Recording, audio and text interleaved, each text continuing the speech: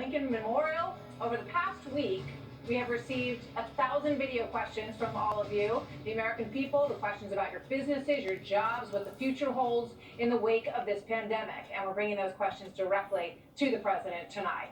Many of your questions have been focused on the delicate balancing act of getting back to normal life and maintaining health and safety. The state of Georgia has served as a litmus test for that balancing act, reopening for business over a week ago, despite heavy criticism. Fox News correspondent Steve Harrigan has more from Georgia tonight. The coronavirus crisis is not uniting Georgians. Governor Brian Kemp's aggressive reopening has sparked two different groups of protesters, those who call it homicidal negligence and those who demand the right to work and survive economically. The government allowed us to open up. I feel that some people thought we were being ordered to open, which was not the case. Nobody's making a client come in and take any extra risk, and nobody's ordering any business to open. There are more than 36 safety restrictions for restaurants, including screening employees for fever, wearing masks, and limiting the number of customers inside. But many still feel safer with takeout. It's safer for me, so that if I did the dining, I'd go home and start wondering, okay, who else was in there? I know people want to get back to work. I know they want to make money, but I just think it's just too soon. For businesses that depend on crowds like movie theaters, the long-term threat to their existence is real. Some are trying to change before that happens. The biggest challenges are figuring out how to keep paying my folks, but keep them safe too, and reinvent an 81-year-old business model. Atlanta's Plaza Theater opened before World War II and reopens this week outside in a parking lot, going back to their drive-in past to survive in today's climate. They think it's appropriate that the first movie they show will be Back to the Future. Brett? All right, thank you, Steve. Thank you, Steve. Let's get right to our virtual town hall questions for President Trump. Back again. Our next question for the president comes from Clearwater, Florida. Here it is. Thank you for taking our question, Mr. President. I'm Mary Rose. And I'm Mark, and we own Rosemark Grips. We're a small business in Florida that makes golf putter grips. We do not qualify for the payroll protection program because we do all the work ourselves. We don't have any payroll employees. We're wondering if there's something in the works that will help us out, as we have numerous bills that still need to be paid and do not qualify for current programs that are out there. Well, first of all, I love your business, and I can speak for Brett. We could both use a nice putter grip and be nice, but I don't know about you, Brett. I haven't played golf in a long time. Much. We haven't played too much lately, but I will say this: what we have to do is get it open. I see New Jersey's opening up their golf courses. Florida's now opening up their golf courses. Parks are opening. Beaches are opening. At some point, we have to open our country, and people are going to be safe. We've learned a lot. We've learned about the tremendous contagion. But we have no choice. We can't stay closed as a country. We're not going to have a country left. But Mark and Mary Rose are saying they fell through the cracks. We got a lot of questions like this, that either the bank didn't give it to them or they didn't qualify. And what do you tell them? I understand. And all we can do in that case is we have to bring back the business. Now, all of that's opening, and their business is golf, which is a nice business. And we're opening up that whole golf sector, the sports sector, where I wish I could help them. I'd even help them personally, because you know what? It's not a big business, but for them, it's a big thing, and they probably do a fantastic job. I can see they have such great spirit. What we do is we loan the money to small businesses, but not necessarily business. It's an unusual circumstance where they're each their own employee. I think what I'm going to do is I'm going to take a look at that. Maybe there is something we can do. Because all the stimulus in the world really can't solve the problem of demand in the country, right? How do you stimulate demand? The greatest thing we can do is get rid of the virus, because then everything comes back together. Then you don't need stimulus once that's happening. But what is happening is the stimulus. We're talking about 3 trillion, not just 2 trillion, 3 trillion. It could even go to 6. And we're going to have a tremendous year next year because of what we're doing and laying the seeds. We're talking 30 million jobs that we've saved. 30 million jobs, that's unheard of. In addition, we saved the airlines, we saved others. One thing happened on Friday that was very big. Boeing, a great company, then they had the problem that people know, a different problem, and then they end up with this, where their sales are cut so badly because of this, which is, by the way, also happening in Europe. as you know, with their competitor, no oil planes. They floated a bond issue, borrowed money, very, very successfully at a good rate on Friday. That's a big step. The markets are there, the markets are open. I believe it was $30 billion. So the markets are there. That's a big step. We didn't have to do anything with Boeing. They went out to the markets and they were able to borrow a lot of money. And it's going to be a great company again. But we've done that with the airlines. The airlines were having the best year they've ever had, ever in their history. And then we had to turn off the airlines. We had to turn off everything. And we did the right thing, but we never want to have to do it again. Let's go to Carolyn Perkins. She's a retired nurse and an elementary school guidance counselor. And here's her comment question. Okay. President Trump, my husband and I thank you, your family, and your staff for your great dedication to our country. We pray for you every day. The question I have is about your manner of presentation. Why do you use descriptive words that could be classified as bullying, and why do you not directly answer the questions asked by the press, but instead speak of past successes and generally ramble? The USA needs you. Please let go of those behaviors that are turning people away from you. Please hold on to your wonderful attributes that make you our great leader, and let go of other characteristics that do not serve you. Good. I think I like that question. I'm not sure, but I think I like that question. I appreciate it. I appreciate the prayers too very much. Look, I am greeted with a hostile press, the likes of which no president has ever seen. The closest would be that gentleman right up there. They always said Lincoln, nobody got treated worse than Lincoln. I believe I am treated worse. You're there, you see those press conferences, they come at me with questions that are disgraceful, to be honest, disgraceful. Their manner of presentation and their words. And I feel that if I was kind to them, I'd be walked off the stage. I mean, they come at you with the most horrible, horrendous, biased questions, and you see it, 94 and 95% of the press is hostile. And yet, if you look in Florida today, we had hundreds and hundreds of votes going up and down the intercoastal, Trump. We have tremendous support, but the media they might as well be in the Democrat Party. And why, I don't know. We fixed our military, we fixed the vet. You know, if you look at the VA, you take a look at what's going on with our vets. They have choice now, and we have accountability. We're able to get rid of people that don't treat our vets well. They've been trying to do that for 44 years. And because of civil service and the unions, you can do it.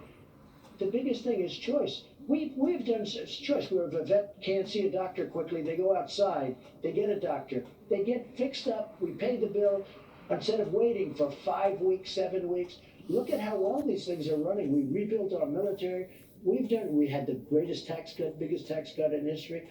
All of the things we've done, and yet we have a very hostile press. And you understand, maybe you're not going to say it or admit it, and maybe you shouldn't, but nobody's ever seen anything like this. So I really appreciate the question, and I very much appreciate the sentiment behind the question. But I'm standing up there, and instead of asking me a normal question, the level of anger and hatred, I'll look at him, I'll say, what's your problem? What is your problem? You know, I believe we've done more than any president in the history of our country in the first 3 years, 3.5 years. I really believe that. When you look, even if you look, Space Force. Also, take a look at terrorism. Al-Baghdadi, we killed him. Soleimani, we killed him. We killed the worst terrorists in the world. We got rid of ISIS we took over 100% of the caliphate. When I took it over, the caliphate was all over the place. So Obama, I think the election will come down to a referendum on how you handled this crisis. No, but You think it'll be bigger than that? No, I think the election's going to come down to, I hope it does, because we've done a great job. We had no ventilators, we had no testing, we had nothing. I inherited empty, no ammunition. Our military was bad. We've rebuilt our military. $1.5 trillion. We have the best military by far in the world. It's rebuilt. It's either all new or the equipment's coming in, which is great.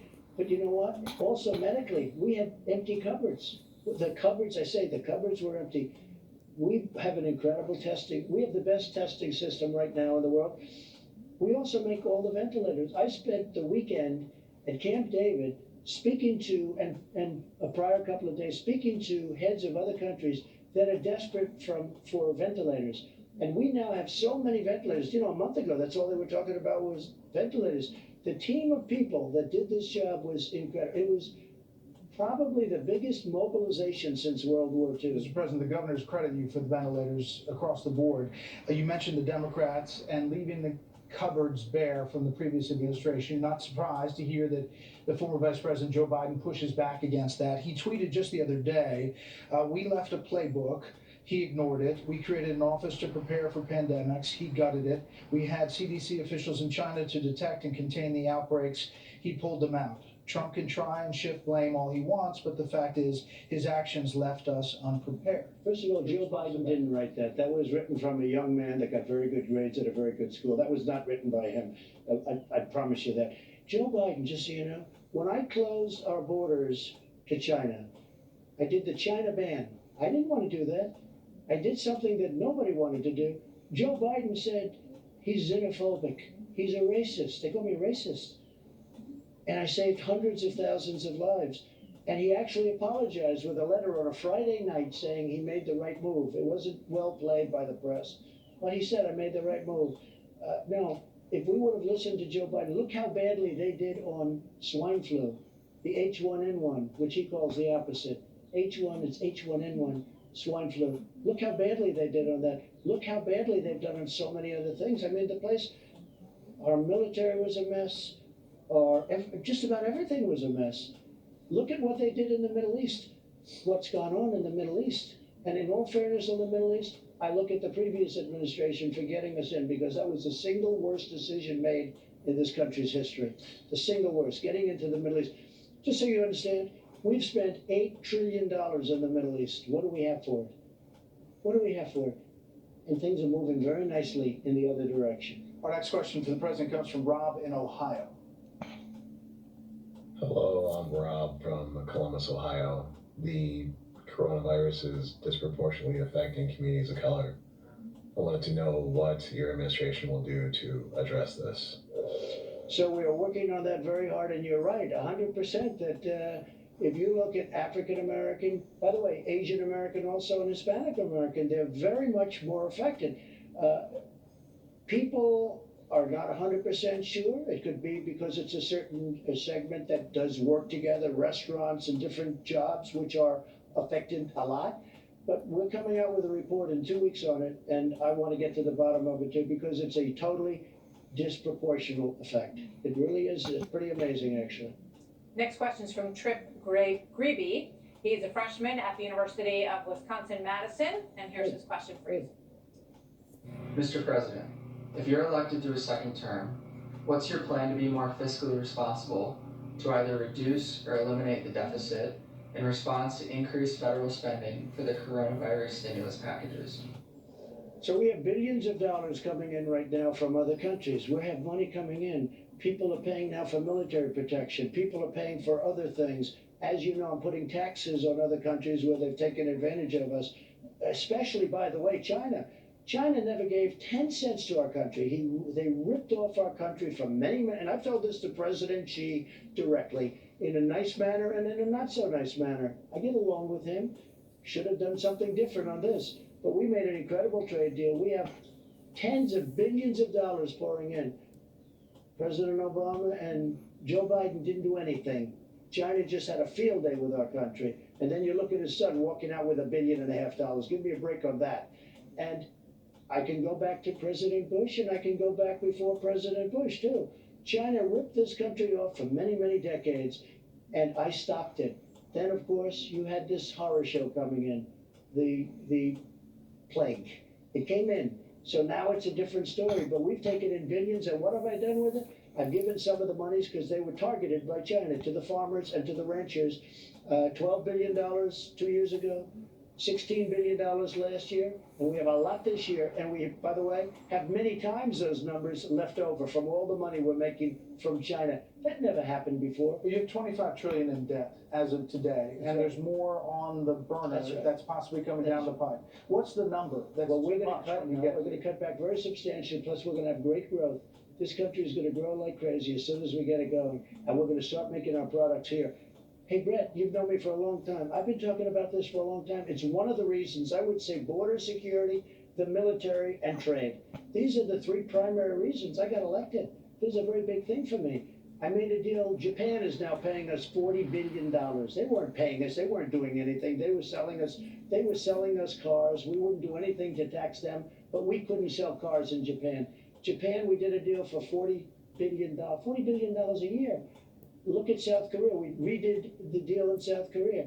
Mexico, Canada, USMCA. The NAFTA deal was so horrible. It was so horrible. But I said a word just now, NATO. My biggest fan in the whole world is the Secretary General of NATO, Stoltenberg. Great man, great gentleman. He said, nobody has ever done for NATO what I've done. We got $150 billion. The money that they're paying other countries, they weren't paying. We were paying for 100% of NATO. And now other countries are putting up. I went to them, I said, listen, you can either pay, or we're not going to be. Why would we be protecting all of these countries, 28 countries total? Why would we be protecting? You're not even paying your bills. You're delinquent. Martha, they're putting up $150 billion a year, and it's going up to $400 billion, and no other president has ever done anything like that. We have to take a break, but I just want to ask you quickly. There's a lot of people who say, why, you talk about making it here in America. Why are all of the antibiotics made in China? Can you give me a date by which we will be self-sufficient in antibiotics in this country? And what kind of incentive would you give manufacturers of pharmaceuticals to make sure that we are not dependent on China anymore for this? So the reason it took place is because other people that sat in this chair, maybe not right here, but this is a beautiful place, because they were foolish. You could even say because they were stupid, because they allowed this to happen. And it's not only China. You take a look at Ireland, they make our drugs. And everybody makes our drugs except us.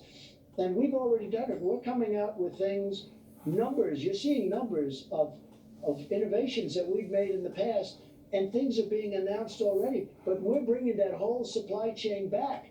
Nobody has to tell me to do it. I've been talking about that for years. Now, the one that you see, you don't see it. You see it with cars. You see it with other things. People never looked at medicine.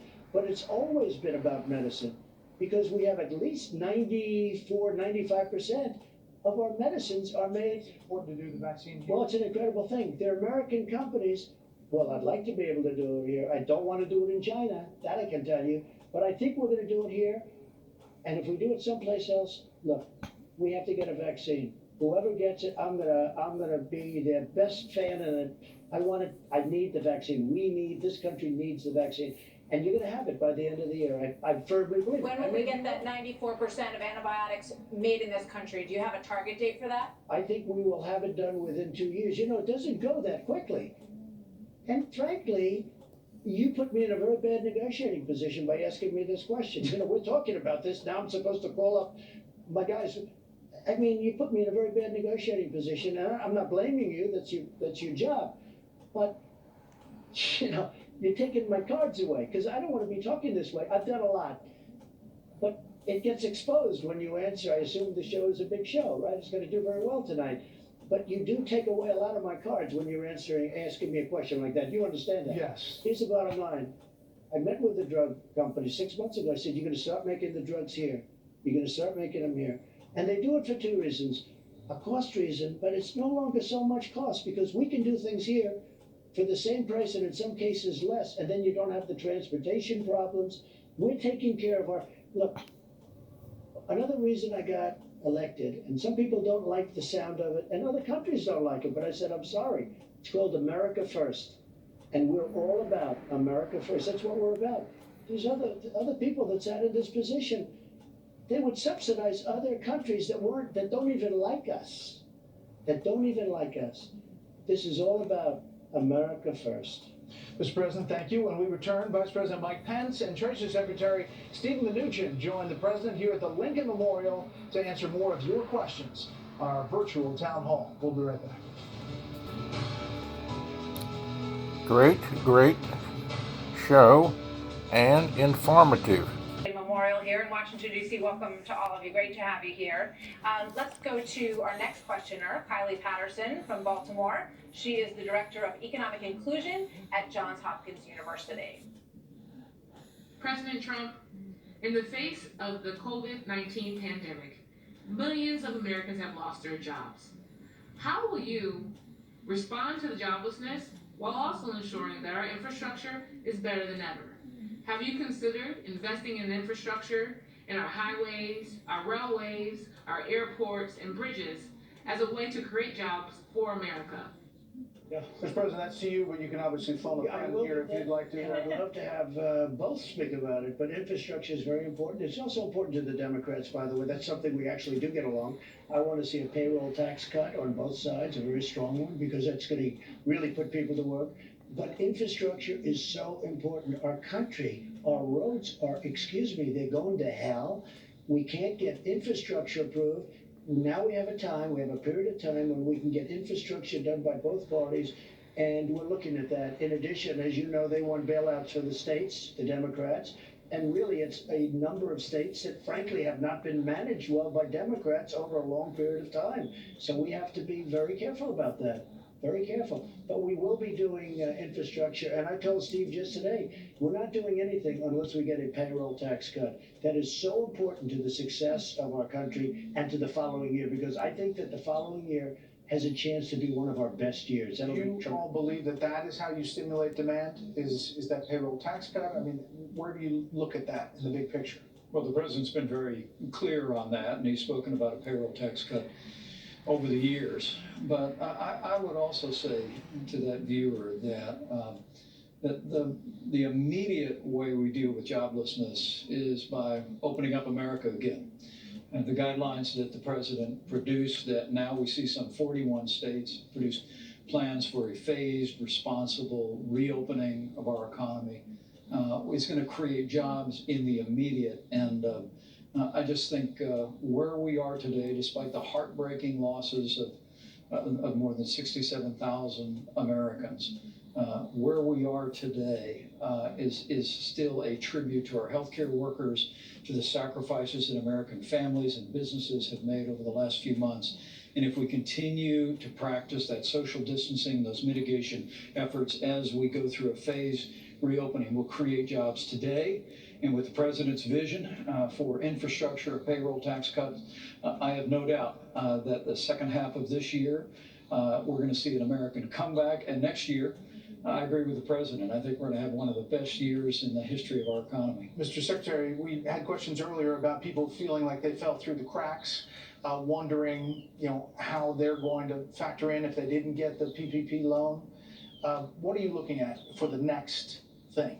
Well, let me just first comment before we say the next thing. Let me just emphasize what we've done. And the president was very clear, keeping Americans at work, putting them back to work, protecting American business was our #1 priority in an unprecedented way. We now have $3 trillion that we're putting into the economy. That's just beginning. So for those Americans who haven't received their money yet, they will over the next few weeks.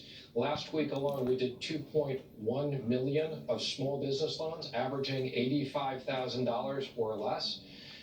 We've already sent an enormous number, over 120 million direct deposits and checks.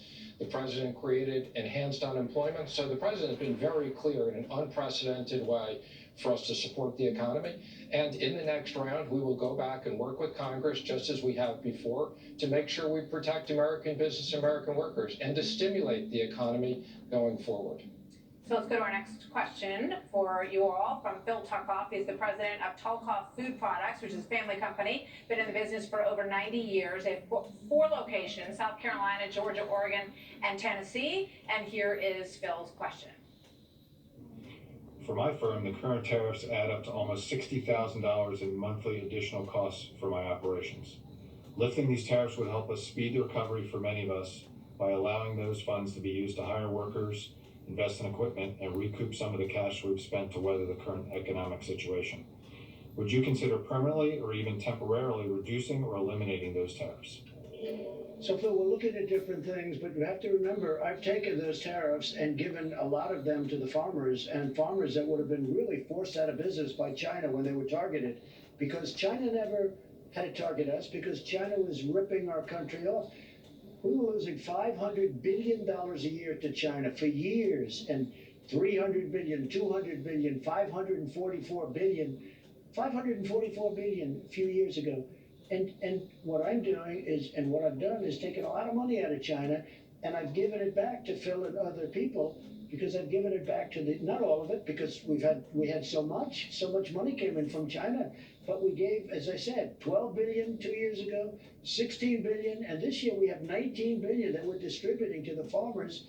Nobody's ever done that. No president's ever done that. But Phil is obviously bringing in supplies from China that he's paying tariffs on. Would you encourage him to try to find other countries to buy those things from? He is, but you know what they're also getting? They're getting big payments. The farmers are getting big payments. And by the way, they are the most incredible people. They don't even want the payments. You know what they say to me?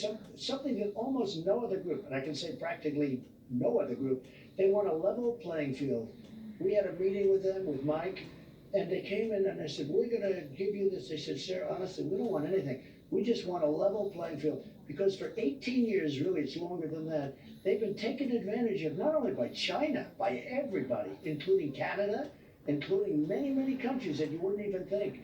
So the farmers now, with the new USMCA and all of the other things, and as far as Phil, I understand it, but we're giving billions and billions of that money to the farmers, and have a lot of money that goes back into the Treasury, and Steve is the proud recipient from the standpoint of the Treasury. But are you considering new tariffs on China as sort of a punishment for their handling of the virus? Well, it's the ultimate punishment. I will tell you that. You had experts look at. I don't like to tell you what because we're all playing a very complicated game of chess or poker. Name whatever you want to name, but it's not checkers. That I can tell you.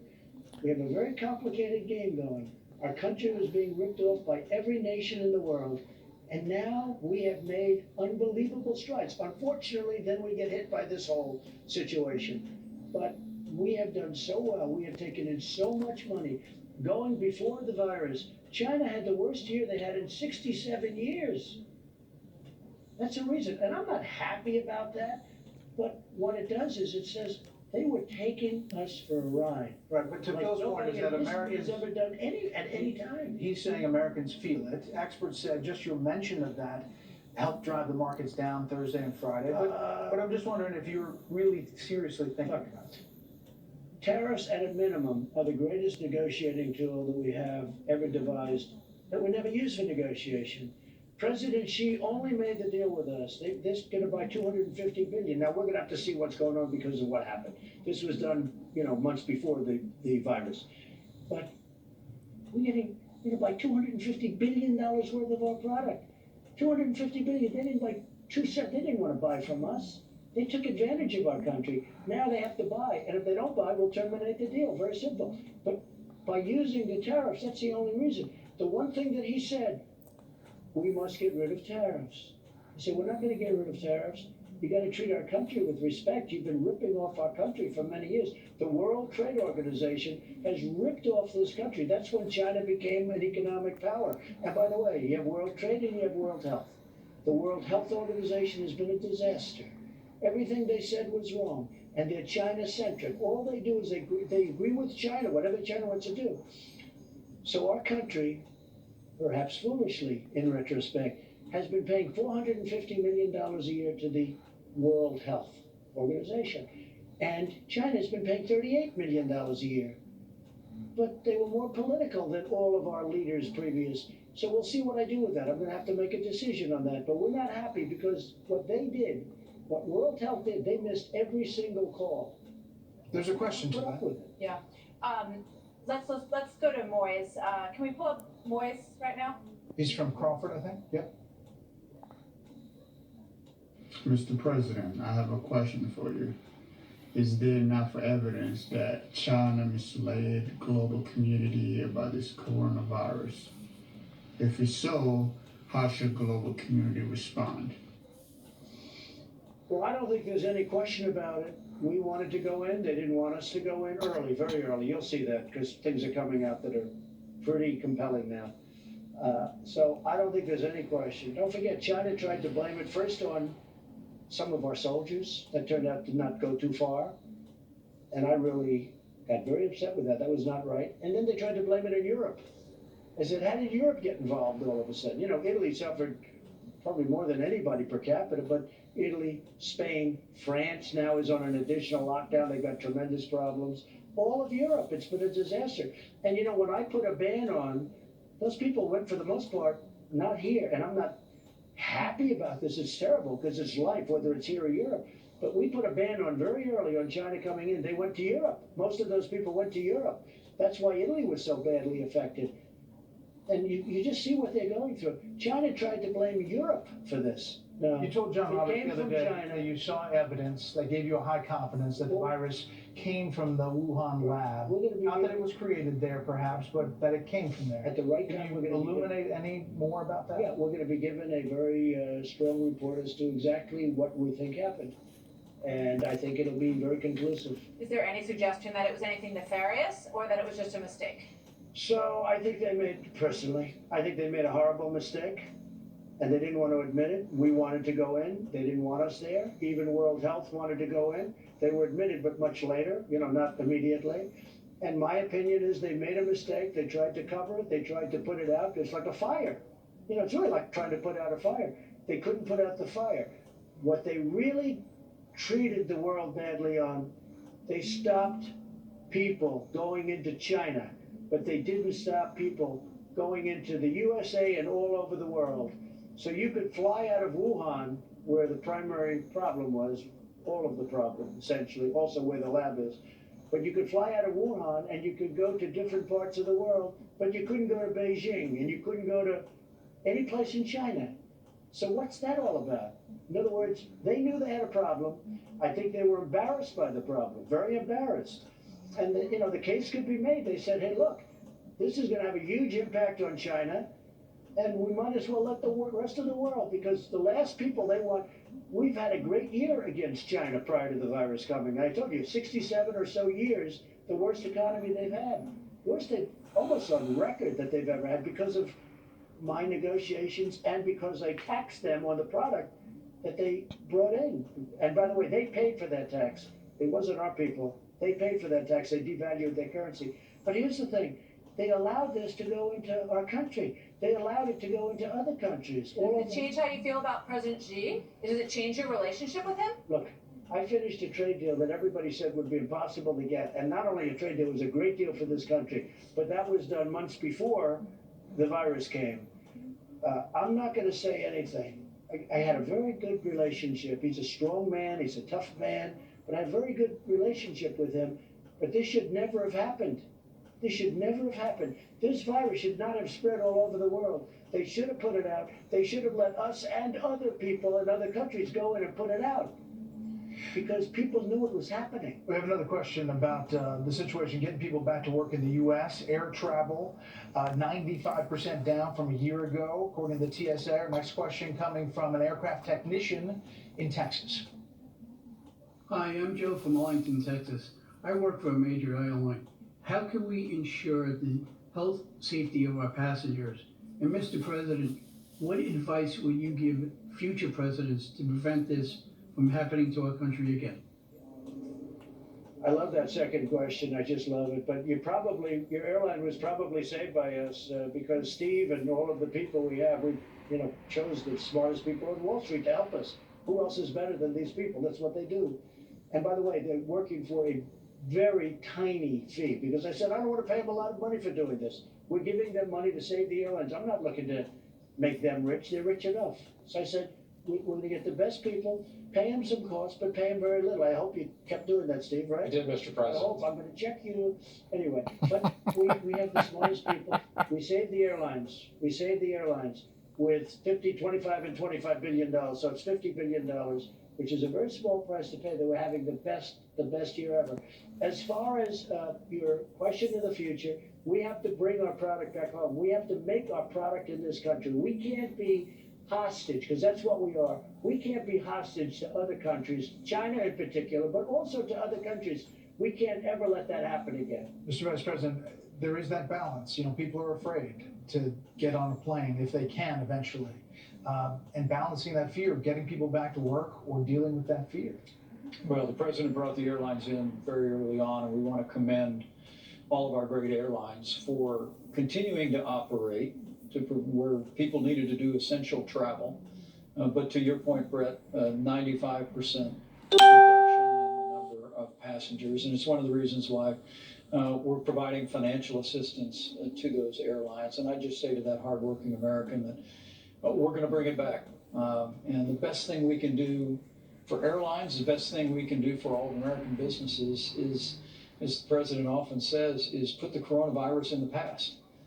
And the good news is that we're doing that. We're watching the trends literally every day, county by county, all across the country. In the hotspots, we're seeing stabilization and declines. Hospitalizations are going down. We've even seen over the last 5 days, the death rate has gone down. And again, one life lost is too many. I just had a friend who lost her mom in Kentucky, and she grieved that she couldn't be there to hold her hand when she went home to be with the Lord. But the fact that we are seeing declines, again, it's a tribute to the American people.